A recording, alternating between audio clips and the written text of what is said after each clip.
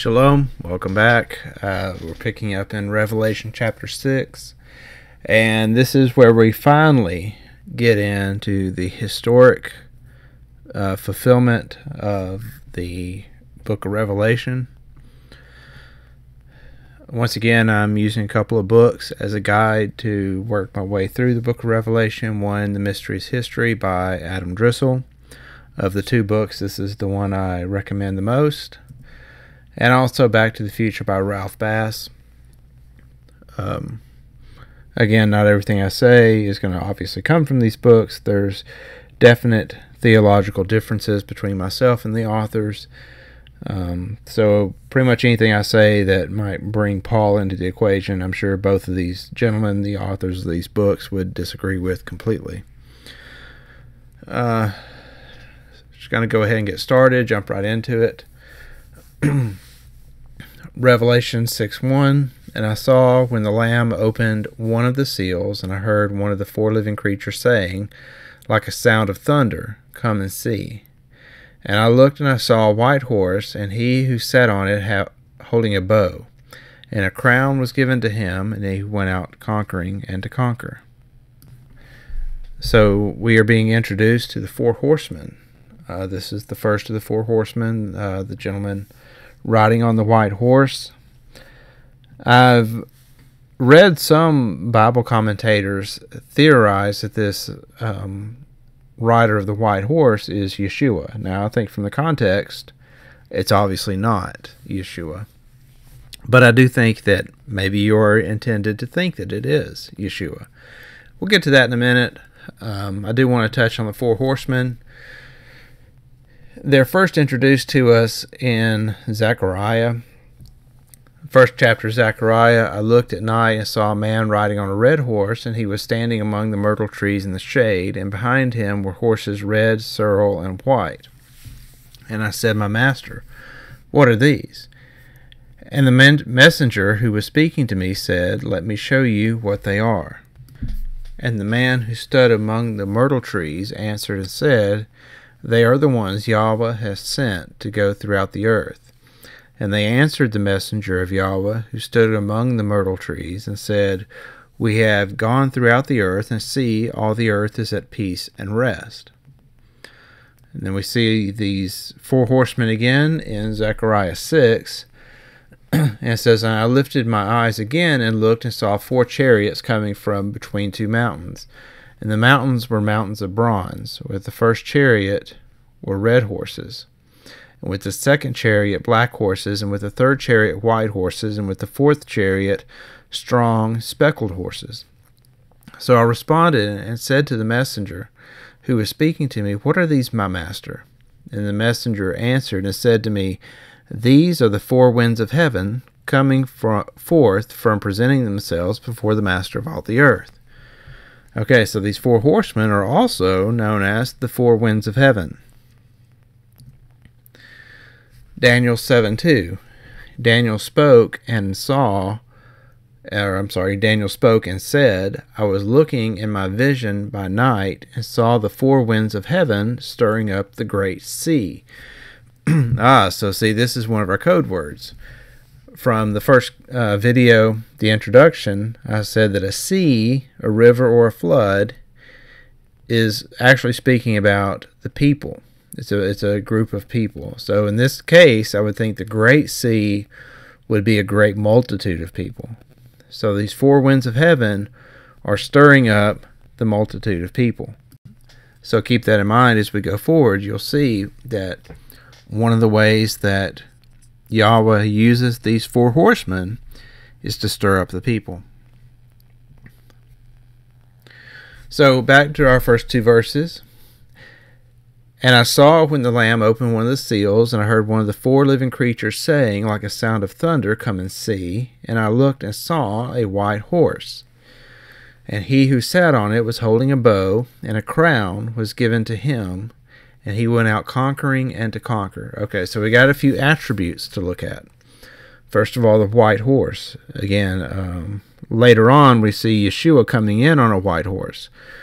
So the very fact that this rider's on a white horse causes some people to think that this is Yeshua. He's holding a bow. Arrows are not mentioned.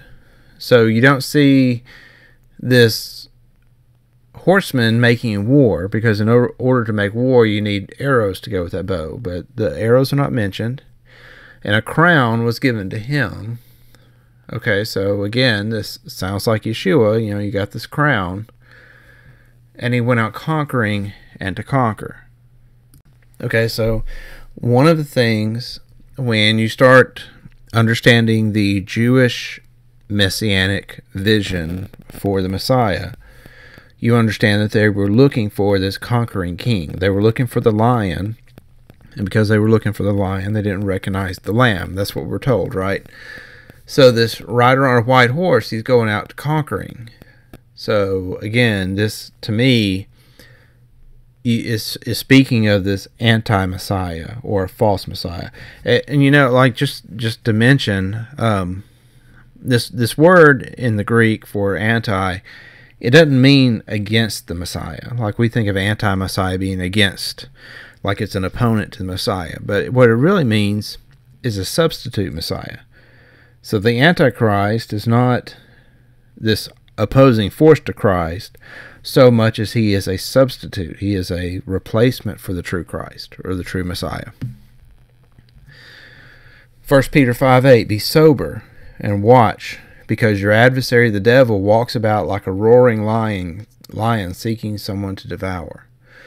So we got this warning from Peter about being vigilant, being sober.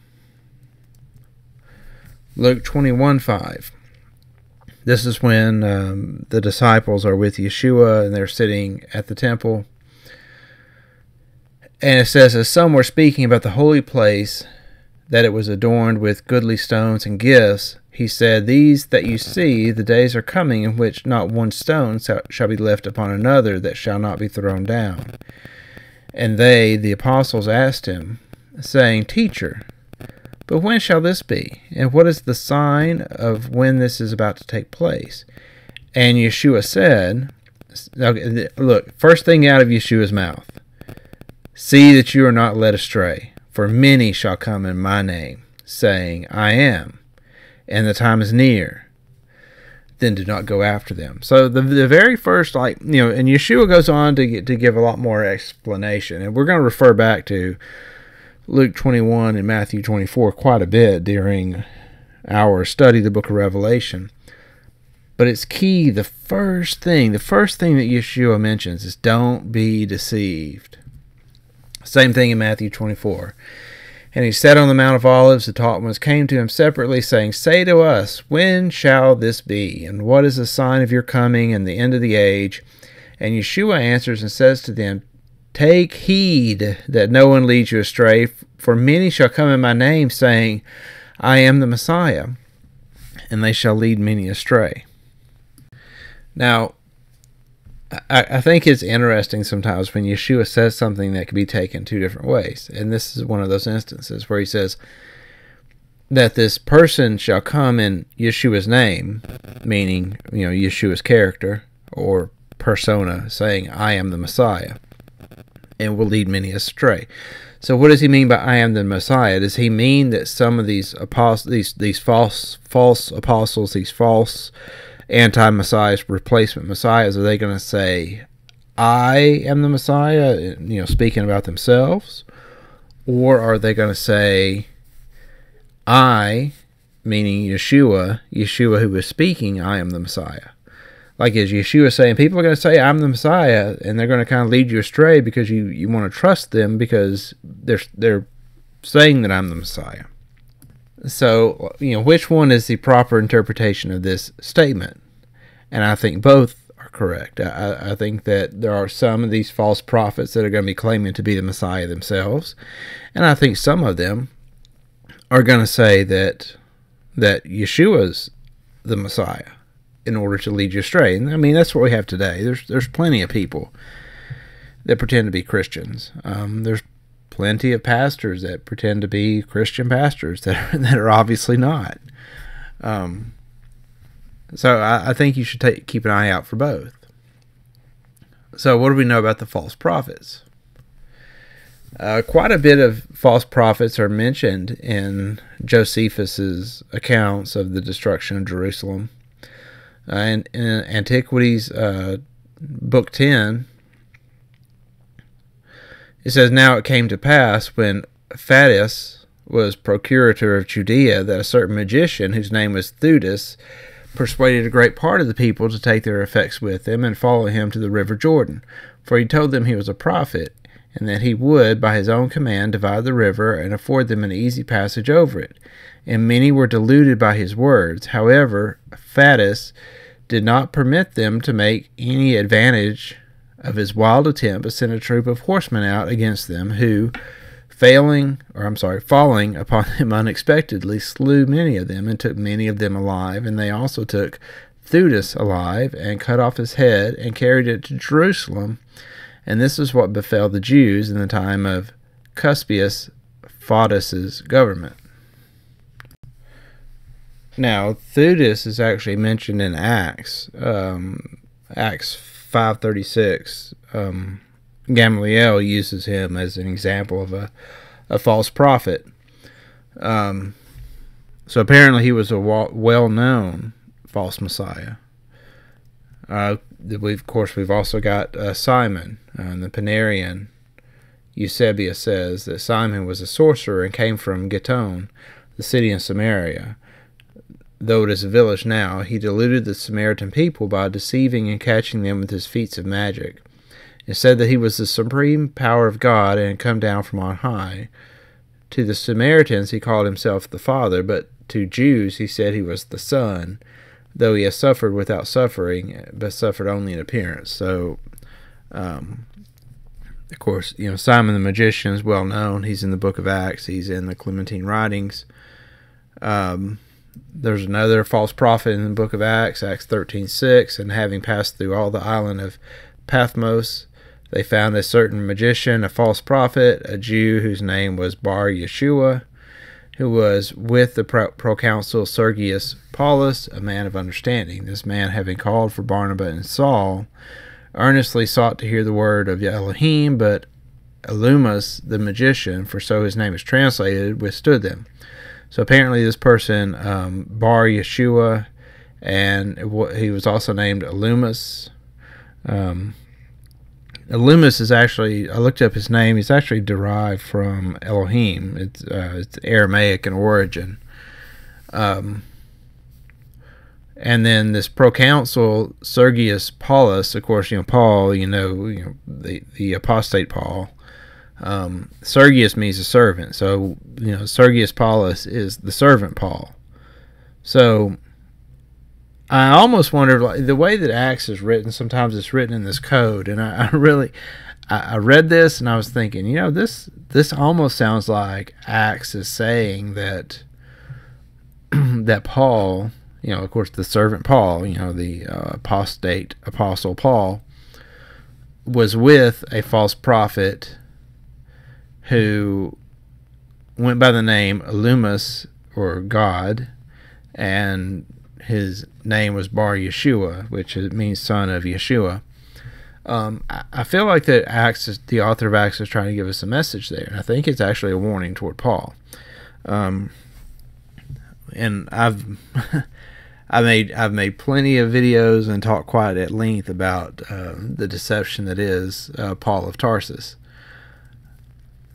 1 John 2:18, "Little children, it's the last hour, and as you have heard, the anti-Messiah is coming, and even now many anti-Messiahs have come." Okay, so this is, right, just reading this verse in 1 John, there is one anti-Messiah who is coming, who I would say that's maybe the supreme anti-Messiah, but then there's also many anti-messiahs, plural, who have already come. So I would read this verse to think, okay, well, there's one supreme anti-messiah that we're waiting on, but then also many other ones have already come, smaller anti-messiahs.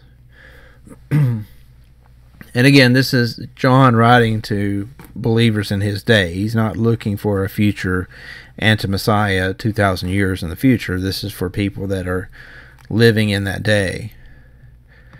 He goes on to say, this is how we know that this is the last hour. It is the last hour. They went out from us, but they were not of us. For if they had been of us, they would have stayed with us. So this is somebody, he's speaking about somebody, these anti-messiahs, who were with the disciples and then went out from them. But in order that it might be made manifest that none of them were of us. So apparently, John is saying that there were some false believers there in the leadership of the early church. I know, surprise. I wonder who that could be. He goes on in the 4th chapter, Beloved ones, do not believe every spirit, but prove the spirits, whether they are of Elohim, because many false prophets have gone out into the world. By this you know the spirit of Elohim. Every spirit that confesses that Yeshua Messiah has come in the flesh is of Elohim. And every spirit that does not confess that Yeshua Messiah has come in the flesh is not of Elohim. And this is the spirit of the anti-Messiah which you heard is coming, and now is already in the world. So, do we know anyone who said that Yeshua didn't come in the flesh? Well, whoever wrote Romans in the 8th chapter says, For the Torah being powerless, in that it was weak through the flesh, and Elohim having his own Son, in the likeness of flesh, of sin, and concerning sin, condemned sin in the flesh.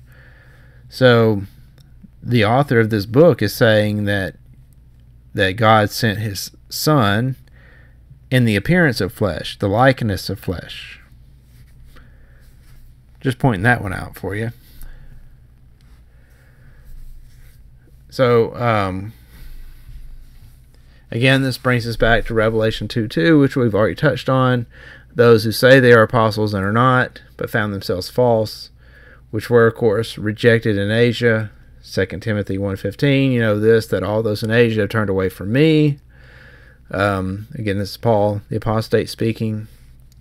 Obviously, an anti-Messiah. I would, at this point, I would even go so far as to say I think Paul was the primary anti-Messiah, and he still is. Right? There's still people who are obviously following him, so it would make sense that he is the primary anti-Messiah. Whoever the other anti-Messiah was, if there, like any other person you would come up with, and you're trying to say, well, who could this other anti-Messiah be? Could it be like Emperor Nero? Could it be, some Jewish leader in the 1st century? Like, who could this other anti-Messiah be? And there's really no one. There's no one else that is still being followed as the Messiah today other than Paul.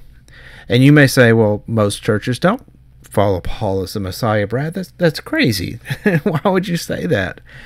I can tell you personally, I've been to many churches, and in fact, I'll tell you this, just go to a Christian church and go there for a month and have a list. And every time they quote Paul, put a check mark on your list. And every time they quote Yeshua, put a check mark on your list. And see who they quote more. When me and my wife first moved into the house we're in now, there was a church right down the road, very, very convenient, like maybe like a mile from our house, but it was like a mile through the country. You know, I mean, it was the closest church to our house, and the pastor came over and invited us to come spend some time with him. It was a Baptist church, and we went to.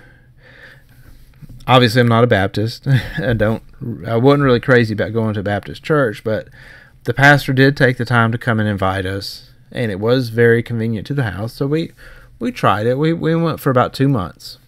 So we went to this church for about 2 months. Never really did feel like we fit in. But in that 2 months' time, they never, not one time, not one single time, did they quote Yeshua. Not one single time. The whole time, like, did the pastor quote Yeshua during a sermon? He didn't quote. He didn't put a quote from the Gospels on the overhead. But Paul was quoted all the time. Like every 5 minutes they were quoting something from Paul. There was one time, just for this, full disclosure, there was one time that the pastor kind of sort of paraphrased something that Yeshua said off the cuff in one of his sermons. But from the way he said it, it obviously was not intended to be part of his sermon. It was just kind of like an off the cuff comment where he kind of paraphrased something Yeshua said. But that was the closest we got from hearing Yeshua quoted the entire time we were at that church in 2 months' time. And I've had similar experiences at other churches. It's not that experience was not unique just to that one church. That's the way just about all churches are.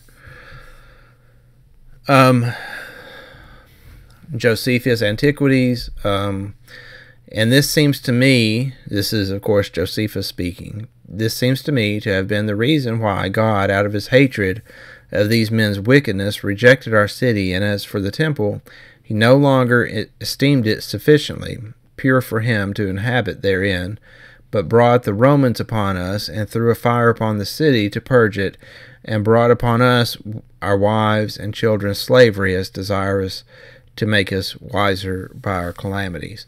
One thing that just occurs to me as I'm reading this, and maybe I should point out, is when the first seal is open, and then Yeshua goes on to the second seal, it's not that the first seal, the curses from the first seal, stop.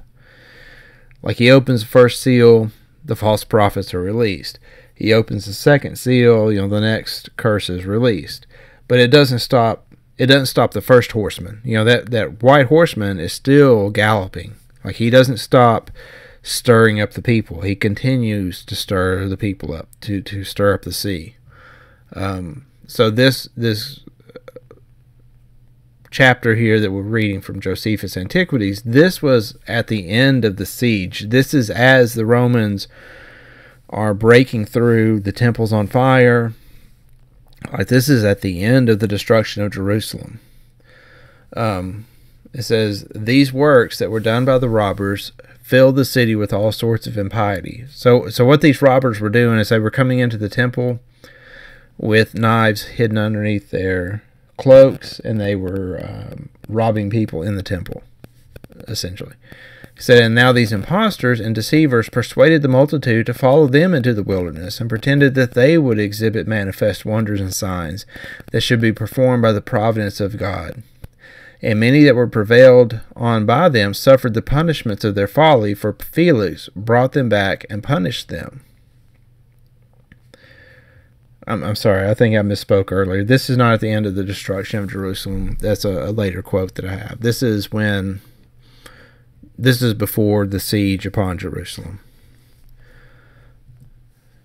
Moreover, they came out of Egypt about this time to Jerusalem one that said he was a prophet, and advised the multitude of the common people to go along after him to the Mount of Olives, as it was called, which lay over against the city, and at that distance of 5 furlongs. He said further that he would show them from hence how at his command the walls of Jerusalem would fall down, and he promised them that he would procure them an entrance into the city through those walls when they were fallen down. Now when Felix was informed of these things, he ordered his soldiers to take their weapons, and came out against them with a great number of horsemen and footmen from Jerusalem, and attacked the Egyptian and the people that were with him. And he slew 400 of them, and took 200 alive.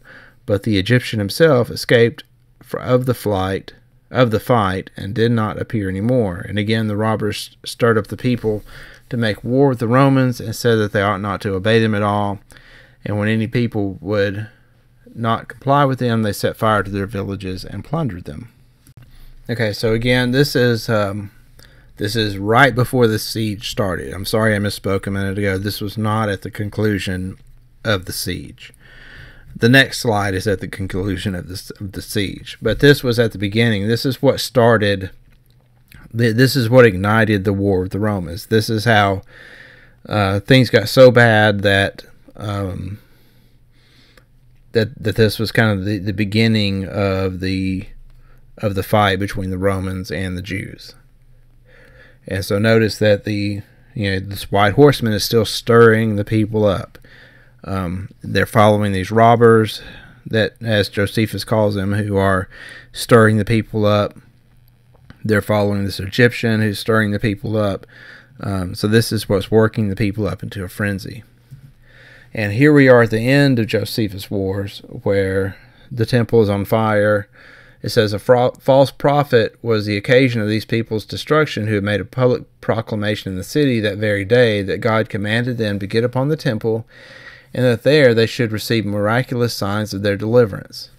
Now there was then a great number of false prophets suborned by the tyrants to impose on the people, who denounced this to them, that they should wait for deliverance from God, and this was the order, in order to keep them from deserting, and that they might be buoyed up above fear and care by such hopes. Now a man that is in adversity does not easily comply with such promises, for when such a seducer makes him believe that he shall be delivered from these miseries which oppress him, then it is that the patient is full of hopes of such his deliverance. So the people are literally surrounded on all sides by the Romans. Again, the temple's on fire. The walls of Jerusalem are being breached, and yet you have these false prophets still telling the people to gather into the temple and pray, and that God is going to deliver them. Also, if we do take a step back to the quotes from antiquities before the actual destruction of Jerusalem began, we do see another false prophet mentioned. It says a sedition arose between the high priests with regard to one another, for they got together bodies of the boldest sorts of the people, and frequently came from reproaches to throwing of stones at each other. But Ananias was too hard for the rest, for by his riches, which enabled him to gain those who were the most ready to receive. So this high priest Ananias ended up winning out on this sedition, because he had the money to pay for a hired muscle to defend him. And so it says Costobarus and Saulus did themselves get together a multitude of wicked wretches, and this because they were of the royal family, and so they obtained favor among them because of their kindred to Agrippa. But still they used violence with the people, and were very ready to plunder those who were weaker than themselves. And from that time it principally came to pass that our city was greatly disordered, and that all things grew worse and worse among us. So right here at the beginning of the destruction of Jerusalem, you see this person Saulus, who was of the royal family and akin to Agrippa, which of course, the apostate Paul, that is a perfect description of him. And that's who I believe this was. But he was in the temple causing havoc and stirring up the people in religious zeal. Okay, so that's the end of this. We're 2 verses into chapter 6, so I think from this point forward, these videos are going to progress rather slowly as far as working their way through the book of Revelation, but I do want to do a thorough job of this. So please come back next time, and we'll talk about the second seal is broken, and the second horseman goes forth. So thank you for listening. Shalom.